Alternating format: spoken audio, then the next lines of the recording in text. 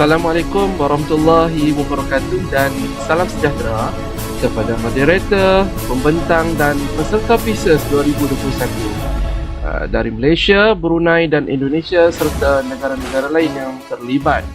Alhamdulillah, pada hari ini saya akan membentangkan kajian saya yang bertajuk Peranan, Strategi dan Cabaran Penyeliaan Pengajaran Era Pandemik COVID-19, sorotan kajian secara sistematik. Saya Yusari bin Osman, pelajar PhD Kepimpinan Pendidikan daripada Pusat Pengajian Ilmu Pendidikan USM Pulau Pinang. Abstrak kajian. Penyeliaan pengajaran adalah usaha untuk membangunkan guru-guru supaya mereka mahir dan juga boleh menjalankan proses pengajaran dan pembelajaran dengan berkesan, iaitu secara optimum. Menggunakan kaedah sebelum ini adalah secara bersemuka dan sekarang apabila berlakunya pandemik COVID-19, maka proses penyeliaan tersebut perlu ditukar kepada kaedah berbentuk maya.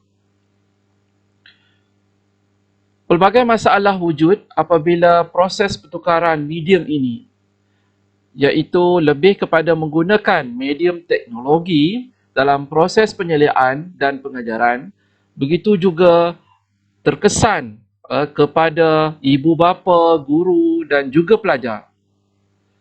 Kita teruskan dengan apakah penyeliaan pengajaran. Jadi di sini dalam slide yang saya sediakan terdapat beberapa maklumat yang diberikan oleh sekolah-sekolah yang terkenal berkaitan dengan penyeliaan pengajaran. Dan saya dapat simpulkan bahawa penyeliaan pengajaran adalah salah satu usaha untuk meningkatkan profesionalisme guru, meningkatkan kapasiti untuk meningkatkan pencapaian murid.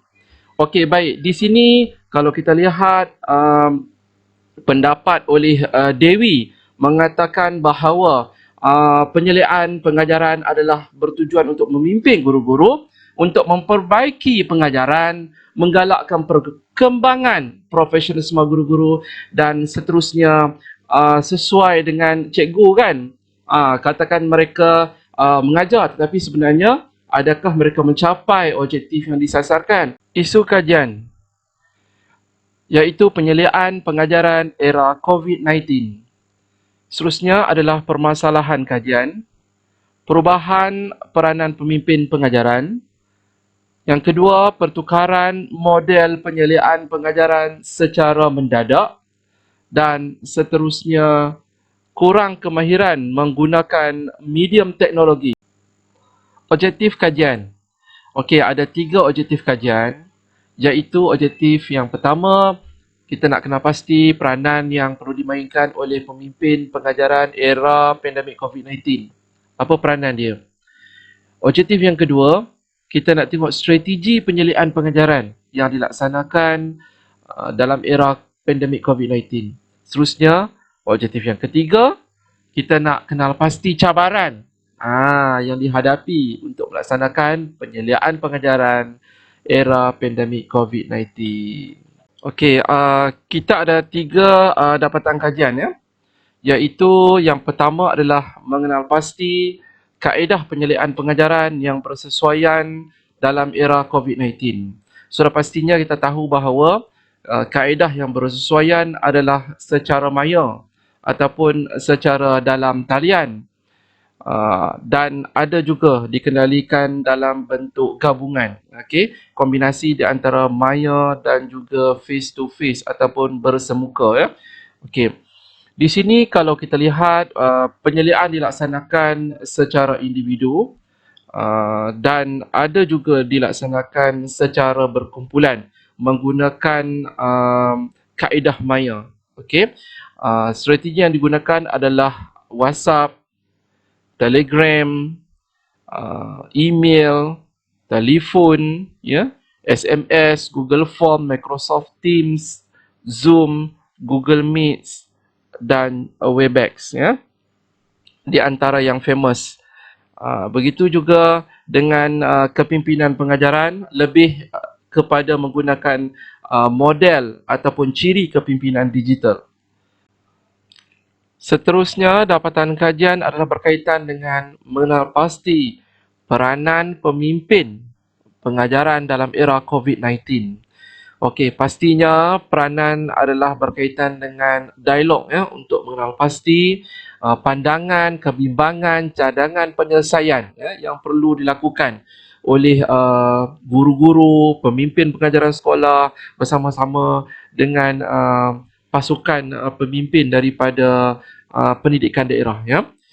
Di samping itu, latihan dan bimbingan juga diberikan kepada guru-guru dan juga pelajar bagaimana nak melaksanakan ya, pengajaran dan pembelajaran dengan menggunakan maya ini ya, sejarah dalam talian. Di samping itu, memberi tumpuan kepada maklum balas antara guru dan juga penyelia yang dilakukan oleh Gaman ya, dan Rusdiana. Seterusnya adalah berkomunikasi. Pemimpin telah memilih kaedah panggilan telefon dan juga mesej yang dihantar kepada guru-guru ya, untuk melihat proses pelaksanaan tugas itu dilaksanakan dengan baik ya, dan menzahirkan penghargaan kepada guru-guru di atas komitmen mereka. Dapatan kajian yang ketiga adalah berkaitan dengan cabaran yang dihadapi oleh pemimpin pengajaran dan juga guru-guru ya, dalam berhadapan dengan pandemik COVID-19. Kita lihat dekat sini adalah masalah pengetahuan teknologi, bukan sahaja kepada pemimpin pengajaran tetapi juga kepada guru dan juga pelajar. Seterusnya adalah kemahiran mengajar secara dalam talian. Dapatan daripada Hakim Fendi beserta rakan-rakan pada tahun 2021 menunjukkan bahawa hanya 50% guru yang menggunakan peranti digital seperti Google Classroom, Google Meet dan juga Zoom.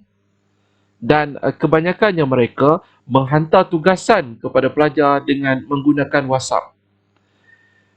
Yang seterusnya adalah masalah keterbatasan peranti teknologi pelajar. Cabaran seterusnya adalah berkaitan dengan fungsi ruang pembelajaran digital, yang mana pengetua masih dalam penggunaan ruang digital yang minimum. Ini adalah hasil dapatan daripada Yusof dan rakan-rakan pada 2019. Seterusnya, masalah kesediaan sekolah menjalankan kelas dalam talian. Mereka kurang bersedia ya, iaitu sebanyak 52.2%, manakala tidak bersedia pula adalah 30.4% yang telah diperolehi dalam kajian RIS pada tahun 2020.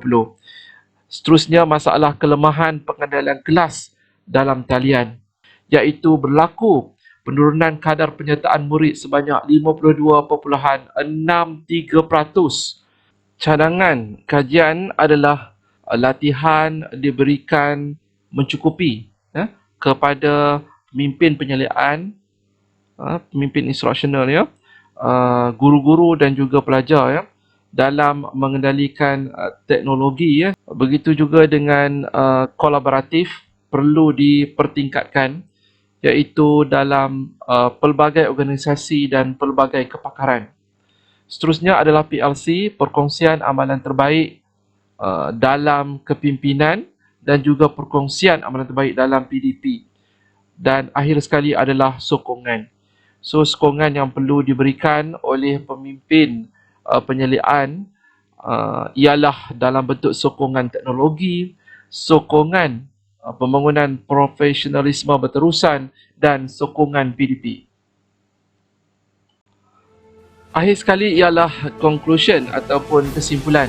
Di sini bolehlah kita menyatakan bahawa penyeliaan pengajaran dalam era COVID-19 itu haruslah diteruskan secara dalam talian ya, kerana kita hendak memastikan bahawa kualiti PDPC itu, kualiti pengajaran dan pembelajaran itu dapat dikekalkan dengan memberi pelbagai bentuk sokongan, iaitu sokongan latihan kolaboratif, mengikut kepakaran dan sokongan sumber pendidikan. Kekangan dan cabaran yang dihadapi perlu ditangani secara positif agar hala tuju pendidikan negara tercapai dan murid tidak menghadapi masalah keciciran. Okey, sekian saja pembentangan kajian saya pada hari ini. Sekian, terima kasih dan kita buka kepada sesi soal jawab.